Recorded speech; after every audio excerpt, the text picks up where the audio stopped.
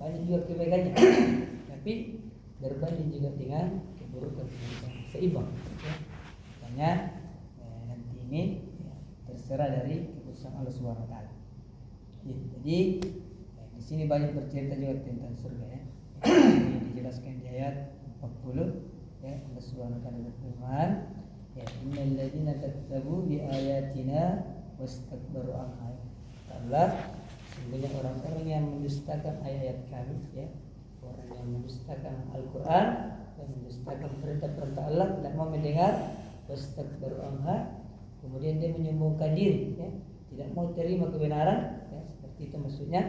Maka kata Allah di sini, la tufattahu lahum abwaabus sama ya, mereka tidak akan dibukakan pintu-pintu langit ya, wala yadkhulunal jannata hatta yalijal jamal fi samil qiyam ya, dan mereka tidak akan dibukakan pintu-pintu langit ya. Maksudnya di sini doa-doa mereka itu tidak akan diterima oleh Allah Subhanahu wa taala ya. Jadi orang-orang yang kafir menyombongkan diri, tidak mau menerima kebenaran, sudah ditanya ini benar tapi dia tidak mau terima, orang seperti ini kata Allah tidak akan diterima doa-doanya ya. Hadis itulah. Yang kedua, la tufattahu lahum abwaabus sama' wala ya. Sini ya. Wala yadkhulunal jannata hatta yalijal jamal fi samil qiyam. Dan mereka tidak akan dimasukkan surga kecuali unta itu bisa masuk di lubang jarum. Kira-kira ada unta yang bisa masuk di lubang jarum? Tidak ada. Ini saja yang paling kecil ya. Lidi saja yang paling kecil itu kalau dimasukkan di lubang jarum kayaknya sangat susah ya. Apalagi kalau kata Allah di sini walijal jamali fi samiliyat ya. Bisa dimasuk surga orang seperti itu kata Allah kalau memang unta bisa masuk di lubang jarum ya. Ini artinya sesuatu yang sangat mustahil ya. Tidak mungkin unta akan masuk di lubang jarum yang sangat kecil ya. Itu lagi lidi belum tentu bisa masuk ya. Tapi ini kata Allah unta dimasukkan ke lubang jarum. Jika itu bisa masuk, maka dia juga bisa masuk surga. Jadi menandakan bahasanya orang-orang yang kafir itu menyombongkan diri, tidak mau mendengar atas perintah Allah, maka dia tidak akan mungkin masuk surga. Mustahil orang-orang seperti itu ya. Dalam sebuah hadis juga dikatakan tidak akan masuk surga seorang hamba jika di dalam hatinya ada tersimpan sedikit saja ya kesombongan ya. Tidak ada, tidak boleh ada kesombongan dalam hati kita bersedih. Hanya ketika nanti di akhirat kelak, ketika kita ingin masuk di surga, diperiksa hati kita masih ada kesombongan, maka dicuci dulu ya. Dia hanya orang-orang yang bersih hatinya yang akan masuk di surga Allah Subhanahu wa taala ya. Jadi kita akan pernah bisa masuk surga sebelum kita masuk di lubang jarum. Seperti itu, jadi mustahil masuk surga seperti itu. Jadi di sini dijelaskan di ayat 43 Allah Subhanahu menceritakan tentang kehidupan surga ya. Wa nasa'na ma fi sudurihim ya min jillin tajri min tahtihimul anhar ya. Jadi kehidupan surga di sini cerita ya, dan kami mencabut rasa dendam dari dalam dada-dada mereka ya, dari orang-orang nanti yang beriman yang masuk surga itu ya, tidak ada lagi rasa dendam ya. Bersih hatinya ya. Beda dengan di dunia ini ada perasaan iri ya. Ada perasaan dengki sesama saudara-saudara kita. Nanti di surga tidak ada lagi perasaan seperti itu ya, karena sama-sama bagi mendapatkan kenikmatan surga. Makanya kalau di dunia ini kita banyak berdebat dengan saudara-saudara kita ya, bisa saja nanti di akhirat sama-sama kita masuk surga. Di situ kita ketemu ini dia sering ketemu berdebat ini pendapatnya begini ya. Padahal sama-sama kita masuk surga. Itu yang sekarang harusnya jadi yang pelajaran bagi kita. Artinya kalau perdebatan kita itu sesuai dengan syariat, jangan terlalu dibesar-besarkan ya. Akhirnya bisa merusak ukhuwah kita. Nah, karena pada saat nanti di surga itu kita akan reuni ya. Kita akan reuni semua orang yang sering ketemu di majelis di masjid, mereka juga akan dipertemukan nanti oleh Allah Subhanahu wa taala. Orang yang selama hidup di dunia itu sering berdebat tentang pendapat-pendapat dalam agama itu, padahal semua benar nah itu juga akan dipertemukan nanti. Makanya ada ustaz pernah dalam kajiannya berkata ya, ustaz kita nanti ada juga orang yang seperti itu. Ternyata waktunya hidup di dunia sering berdebat. Pas ketemu di surga kita tahu ya. Baik, ini ketemu dasar berdebat. Akhir ternyata sama-sama juga masuk surga. Nah, seperti itulah gambaran manusia ya. Jadi ketika di dunia ini kita ada perdebatan, permasalahan, selesaikanlah dengan jalan yang tidak usah saling menjatuhkan ya. Karena biasanya jawabannya itu berbeda, tetapi tujuannya sama. Seperti itu.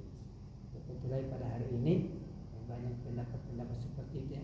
Tapi ada landasan dalilnya ya dari imam besar itu, maka itu tidak masalah ya. Jadi kata Allah, wa nasa'na ma bi sudurihim min ghillin ya. Kita akan cabut rasa dendam di dalam hatinya. Jadi tidak ada yang tersembunyi lagi, tidak ada rasa iri dan dengki nanti disurgai Allah Subhanahu wa taala ya. Sebelum kita masuk di materi, kita jelaskan sedikit tentang al-Rabb ya. Jadi al-Rabb di sini di ayat 4 6 ya. Dikatakan di situ kita baca saja artinya. Dan di antara kehidupan penghuni surga dan neraka, di antara kehidupan penghuni surga dan neraka ada di sini kata Allah, ada tabir ya. Itu tabirnya dikatakan as-sabul ar-Rabb ya. Dari atas Rabb tempat yang tertinggi kata Allah, ada orang-orang yang saling mengenal ya. Masing-masing dengan tanda-tandanya. Mereka ketika melihat ke kanan ya, maka mereka melihat penghuni surga ya. Ketika dia melihat ke kanan, dia melihat penghuni surga. Kemudian dia memberi salam, Assalamualaikum ya. Tapi ketika dia menoleh ke kiri, dia melihat penghuni surga ya. Kemudian dia berkata, dia meminta kepada Allah, ya Tuhan, kami janganlah Engkau tempatkan kami bersama-sama orang yang saling tersebut ya. Jadi ketika dia menoleh ke kanan, banyak penghuni surga dia lihat. Kemudian di sebelah kiri sebaliknya adalah penghuni neraka ya. Seperti itu. Jadi ashabul Arab itu seperti kita jelaskan tadi ya, orang yang ada di tengah-tengah berbanding terbalik ya. Sila artinya sama antara kebaikan dan keburukan ya. Ya, sedikit kita jelaskan hari ini. Dalam berikutnya, ribuan nabi dipilih oleh Allah Subhanahu wa taala yang menjadi yang kita imani itu 30 berapa? 15 25 ya. Allah memilih 25 nabi yang terbaik ya. Kemudian Allah memilih yang 5 yang terbaik ulul azmi namanya ya. Ada Nabi Ibrahim, Nabi Nuh ya. Yang Nabi siapa? Nabi Musa, Nabi Isa. Dan Allah lagi memilih satu yang paling terbaik yaitu Rasulullah sallallahu alaihi wasallam. Jadi nabi kita itu termasuk nabi yang paling ya. Nah, kemudian ya, di dalam Al-Qur'an pun sering kita jelaskan di sini bahwasanya dalam Al-Qur'an pun tidak pernah dipanggil oleh Allah Subhanahu wa taala namanya ya. Kecuali itu nabi-nabi yang lain. Musa ya Ibrahim ya. Ini itu dipanggil sama Allah namanya. Tapi Rasulullah SAW tidak pernah dipanggil sama Allah. Ya Muhammad. Ya. Tidak pernah kita dapatkan dalam Al-Qur'an. Kecuali Allah menjelaskan itu siapa Nabi Muhammad ya.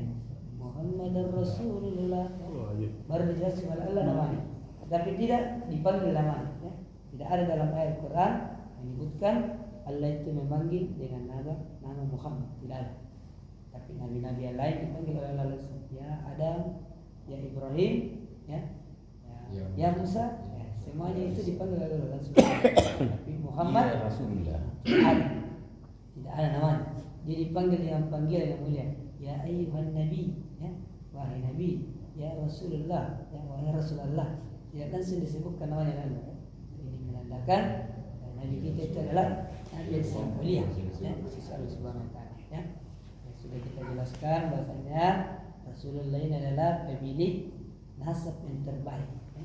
Tidak ada kabilah atau nasab yang menyaingi ya, Rasulullah SAW ya. Makanya itu sampai sekarang bahkan menjadi raja itu di Arab Saudi ya, itu merupakan nasab ya, keturunan Rasulullah SAW ya. Karena nasab yang paling terbaik itu di muka bumi adalah nasab orang-orang Quraisy ya. Makanya itu orang-orang Quraisy adalah orang-orang yang paling disegani sampai sekarang ya. Karena dia adalah nasab yang terbaik ya. Nasab Nabi Rasulullah SAW itu ya, merupakan nasab yang terbaik ya. Tidak ada yang mengalahkan nasab beliau ya. Itu yang terbaik. Semulia-mulia kaum Kata Ibnu Qayyim itu dalam kitabnya berkata bahwasanya beliau Rasulullah adalah penduduk bumi yang paling baik nasab secara mutlak, ya.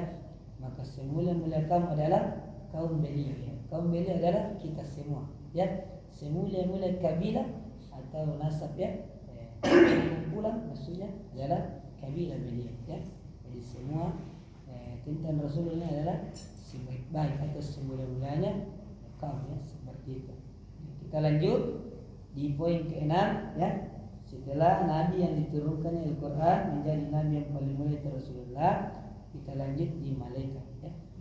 Malaikat yang membawa wahyu Al-Quran. Namanya lagi malaikat Jibril. Jibril, ya. Jibril. Di antara malaikat yang diutus oleh Allah Subhanahu wa taala, ya. Maka malaikat Jibril yang Al-Quran adalah malaikat yang sangat mulia, ya.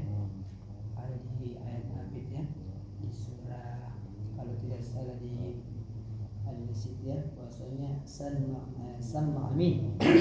Dia adalah malaikat yang sangat dituruti dan sangat dimuliakan oleh Allah Subhanahu wa taala.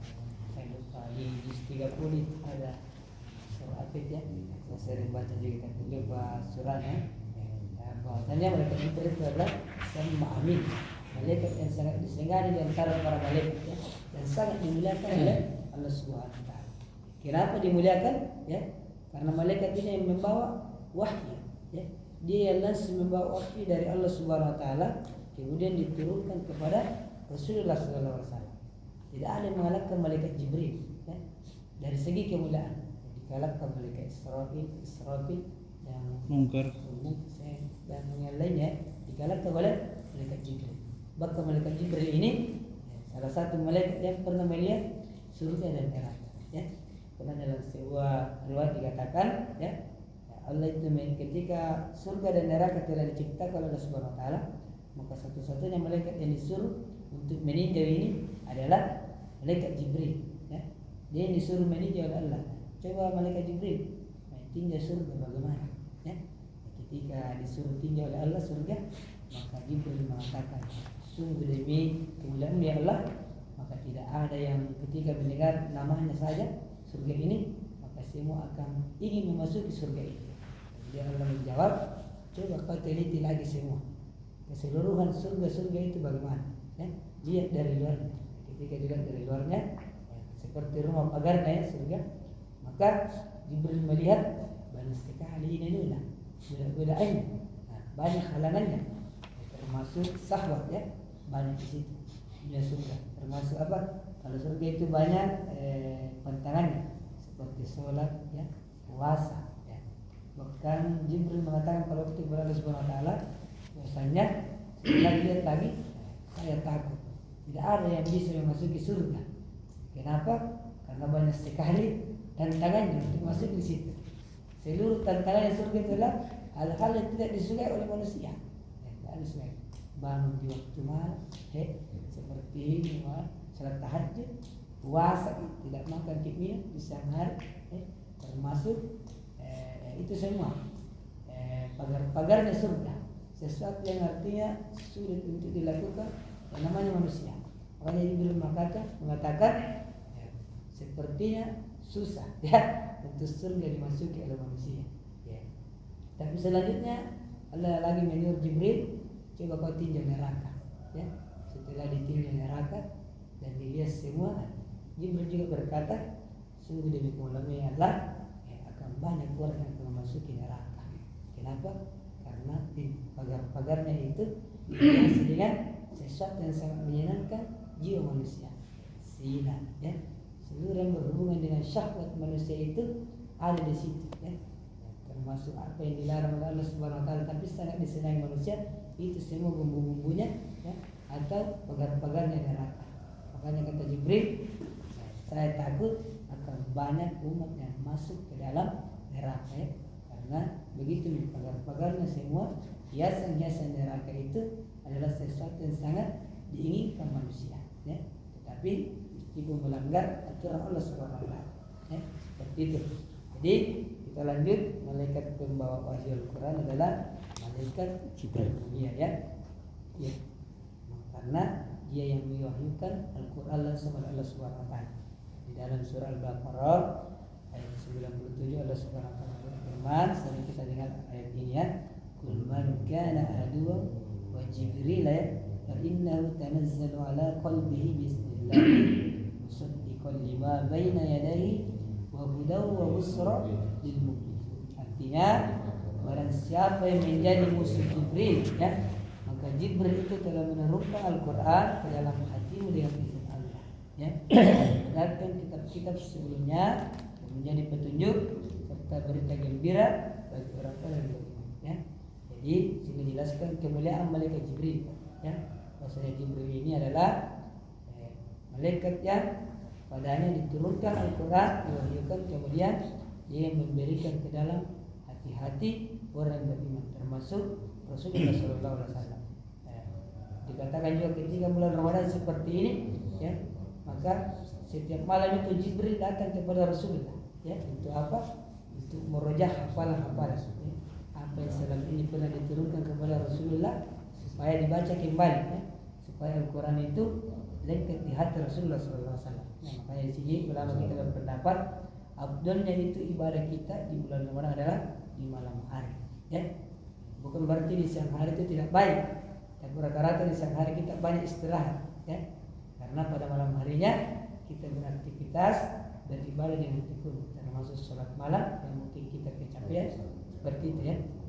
Jadi malaikat pembawa wahyu Al-Quran tergolong menjadi malaikat yang mulia ya. Kemudian yang ketujuh kita lanjutkan, masih ada 2 poin ya. Kemudian ketujuh setelah malaikat yang membawa Al-Quran ini menjadi malaikat yang mulia yaitu Jibril alaihissalam, lanjut ke poin ketujuh adalah generasi yang padanya Al-Quran diturunkan ya, dan diterapkan adalah generasi termulia, yaitu generasi sahabat, generasi sahabat. Inilah generasi yang paling termulia ya. Generasi yang termulia ya. Tidak ada yang mengalahkan kemuliaan generasi sahabat ya. Meskipun kaum sebelum Rasulullah itu banyak yang dimuliakan, tetapi kaum setelah Rasulullah, sahabat Rasulullah ini yang paling mulia ya. Tidak ada yang mengalahkan keimanan mereka kepada Allah Subhanahu wa taala. Bahkan banyak keimanan mereka itu diceritakan dalam Al-Quran ya, termasuk Abu Bakar ya, As-Siddiq ya, begitu mulianya dia juga ya, karena imannya kepada Rasulullah dan Allah Subhanahu wa taala ya, dimuliakan oleh Allah Subhanahu wa taala. Umar bin Khattab ya, seperti itu semua adalah generasi yang diturunkannya Al-Quran, adalah generasi sahabat. Makanya dalam sebuah hadis itu Rasulullah menyebutkan khairun nasi ya qarni tsummal ladzina yalunahum tsummal ladzina yalunahum. Jadi di sini Rasulullah menyebutkan ya 3 golongan ya, bahwasanya sebaik-baik generasi adalah generasi di zaman ya. Jadi generasi di zaman Rasulullah itu kata Rasulullah dia yang paling terbaik ya. Kenapa? Karena dia langsung mendapatkan ilmu dari gurunya. Ilmu dari gurunya. Ya, beda dengan kita sekarang ya. Kita juga mendapatkan ilmu memang dari Rasulullah, tapi melalui perantara ustaz, bukan langsung guru ya. Makanya orang-orang terdahulu itu ya pantas jika dikatakan mereka umat yang terbaik. Bahkan dalam Al-Quran kata surah Al-Imran ya, Allah Subhanahu wa taala berfirman kuntum khairul ummah ya. Allah memuji mereka, kalian adalah umat yang terbaik kata Allah ya. Ukhrijat linnas wa ya'muruna bil ma'ruf wa yanhauna 'anil munkar kata Allah ya. Mereka dipuji oleh Allah sebagai umat yang terbaik. Kenapa? Karena memang ada orang terbaik di dekatnya ya. Orang yang paling mulia sejagat raya ada di dekat Rasulullah sallallahu alaihi wasallam. Ya, orang dulu itu wajar sih ketika dikatakan orang yang paling golongan yang paling mulia, karena memang ada orang yang paling mulia di dekatnya. Ada kesalahan sedikit, ada Rasulullah menegur ya.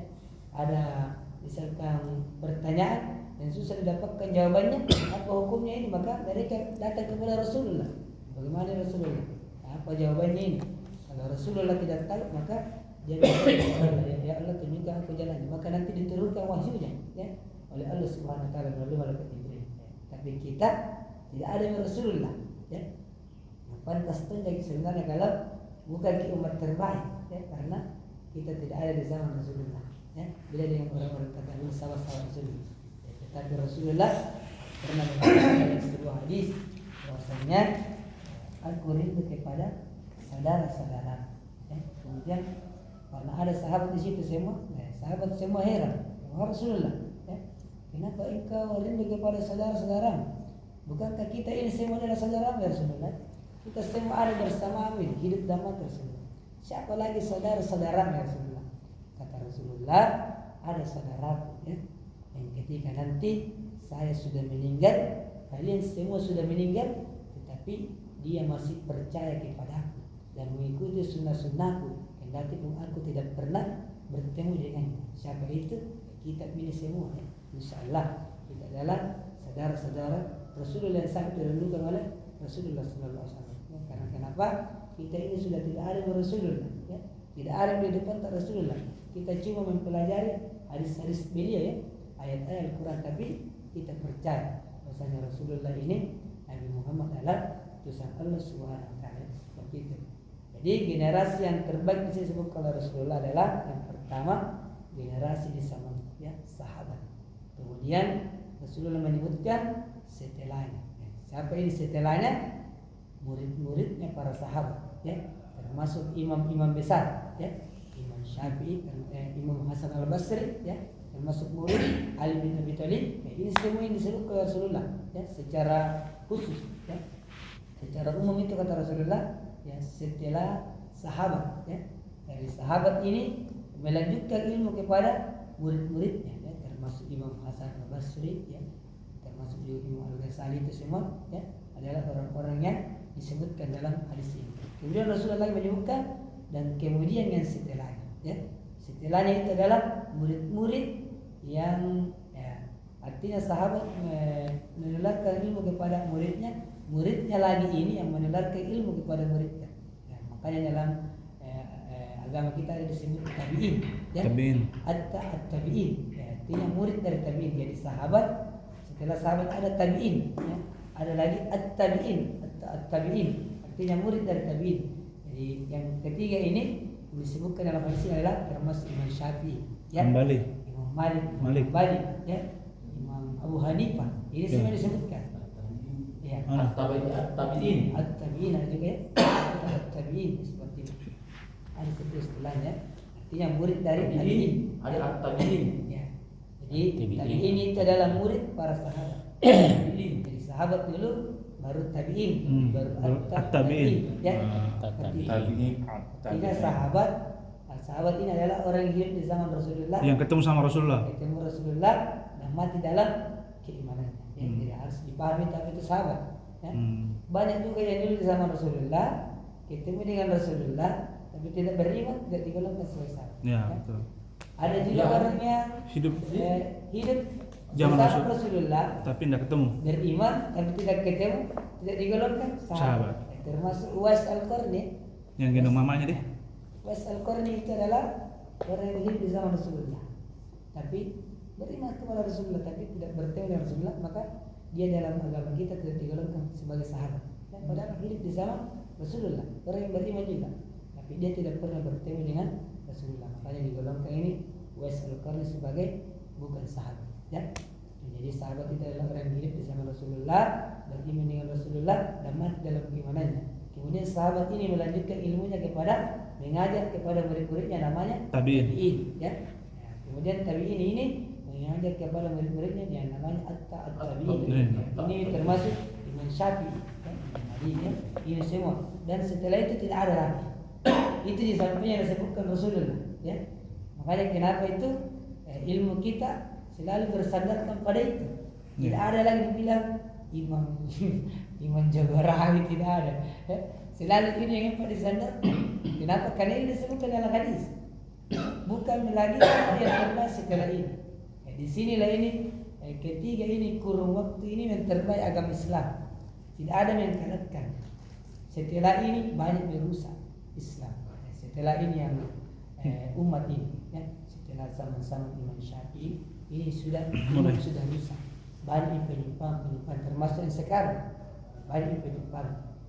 Tapi pada saat generasi ini yang disebut Rasulullah itu Islam memang berjaya. Bahkan sepertiga itu dikatakan belahan dunia dikuasai oleh Islam. Bahkan Eropa dulu, Spanyol itu negara Islam. Dulu menguasai seluruh negara-negara itu di dunia Eropa hampir dikuasai oleh Islam. Jangan-jangan lagi Afrika ya, Afrika itu lebih-lebih. Di situ semua banyak Islam. Apalagi dulu Spanyol itu adalah negara-negara Islam, mayoritas Islam. Bahkan dulu itu dikatakan saking terkenalnya itu Islam, orang itu banyak berkaca pada pakaian-pakaian Islam. Bahkan orang-orang terdahulu, pejabat-pejabat itu istri-istrinya banyak yang bercadar. Jadi lampu. Jadi biar terang biar. Jadi banyak yang banyak dulu pejabat-pejabat Nasrani istrinya ya, bukan Islam, justru mereka bercadar. Ya. Saking terkenalnya itu Islam dulu, saking diseganinya orang-orang Islam. Ya. Tapi setelah keempat zaman ini, ya, ketiga maksudnya zaman-zaman ini ya, generasinya ini itu Islam semakin hari semakin ada menurun. Artinya mereka sudah tidak disegani, semakin banyak lagi tantangan. Makanya Rasulullah dalam sebuah hadis, Islam itu dulunya asing ya, dan nanti akan kembali asing. Nah, seperti ini yang terjadi sekarang ya. Kita itu Islam akan asing.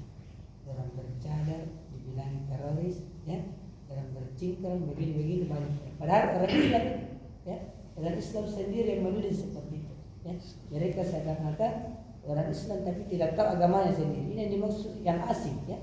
Tapi Rasulullah menyebutkan lagi, beruntunglah orang yang ada dalam keterasingan tersebut ya. Artinya kita masih istiqomah menjalankan sunnah-sunnah Rasulullah ya. Kendati pun sunnah-sunnah itu banyak yang melecehkan ya. Pada hari ini bahas seperti itu. Itulah orang-orang asing kata Rasulullah. Makanya ketiga generasi ini adalah generasi yang paling terbaik. Makanya ilmu-ilmu yang kita dapatkan pada hari ini adalah dari beliau. Karena memang kita berpatokan di sini. Setelah ketiga zaman ini Islam itu sudah rusak. Banyak penyimpangan ya. Seperti itu. Kemudian yang terakhir ya, jadi kita tadi jelaskan generasi yang turunnya Al-Quran itu generasi sahabat dan adalah generasi yang paling terbaik ya. Kemudian yang terakhir sebelum kita tutup ya, manusia yang mempelajari dan mengajarkan Al-Quran adalah sebaik-baik manusia ya. Terakhir barang siapa yang ini dipanggil sebagai orang yang paling baik ya. Orang yang paling mulia di antara kita adalah belajar Al-Quran. Seperti itu.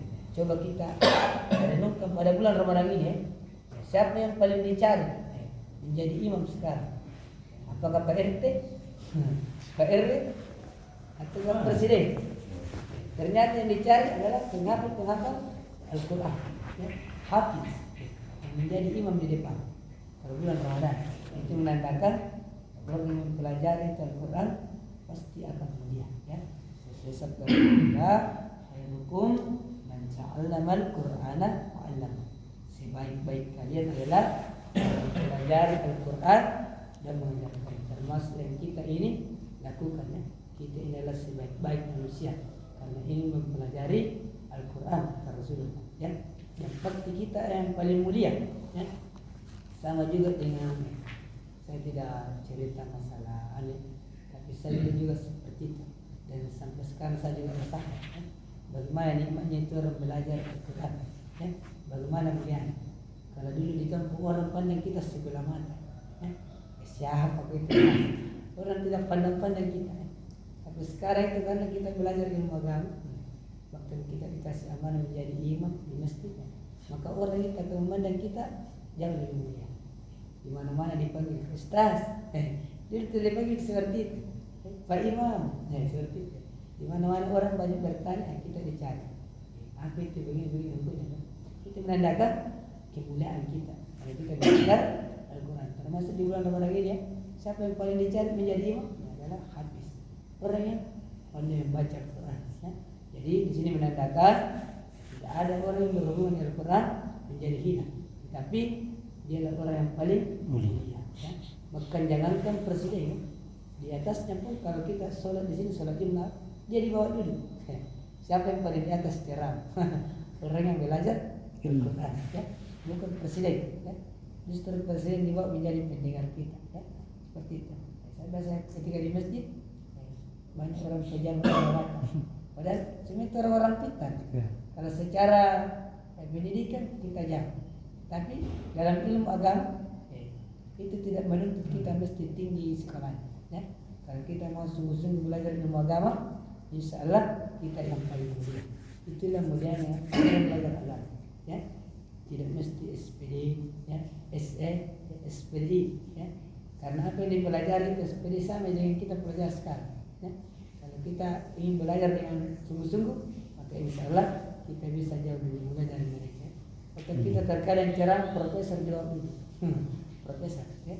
Padahal kita di atas sana tidak ada gelar, cuma paling tinggi gelar SMA, tidak ada. Segala mendengar. Tapi karena kita rajin belajar Al-Quran bersungguh-sungguh, maka kita lah yang paling mulia, ya, seperti itu.